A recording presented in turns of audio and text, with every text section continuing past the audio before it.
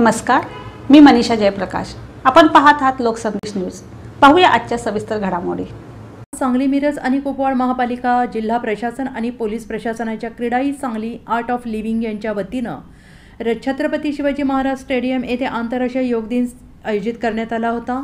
माननीय आमदार सुधीरदादा गाडगीळ यांच्या उपस्थितीत माननीय शुभम गुप्ता आयुक्त तथा प्रशासक सांगली, मिरज आणि कुपवाड महापालिका, तृप्ती धोडमिसे मुख्य कार्यकारी अधिकारी, जिल्हा परिषद सांगली यांच्या नेतृत्वाखाली सदरचा आंतरराष्ट्रीय योग दिन साजरा करण्यात आला। यावेळी अतिरिक्त आयुक्त रविकांत अडसूळ, चंद्रकांत खोसे, मुख्य कार्यकारी अधिकारी निखिल ओसवाल, उपआयुक्त संजीव ओहोळ, वैभव साबळे, मुख्य लेखापरीक्षक शिरीष धनवे, सहाय्यक आयुक्त नकुल जकाते, जनसंपर्क अधिकारी धनंजय हर्ष, डॉक्टर वैभव पाटील, डॉक्टर रवींद्र ताटे, या आर्ट ऑफ लिव्हिंगचे प्रशिक्षक सौ संगीता पाटील यांनी सहभाग घेतलाय।